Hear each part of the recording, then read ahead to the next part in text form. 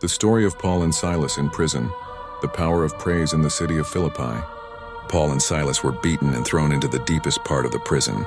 Their feet were fastened in stocks, and the jailer was ordered to guard them carefully. Acts 16:23-24. Most people would have given up hope, but at midnight, instead of complaining, Paul and Silas began to pray and sing hymns to God, and the other prisoners were listening. Acts 16:25. Suddenly there was such a violent earthquake that the very foundations of the prison were shaken. The doors flew open, and everyone's chains came loose. Acts 16:26. The jailer, waking up and seeing the prison doors open, thought all the prisoners had escaped.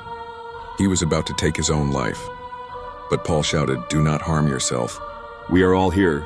Acts 16:28. The jailer fell trembling before Paul and Silas, crying out, "Sirs, what must I do to be saved?" And they replied, "Believe in the Lord Jesus, and you will be saved, you and your household."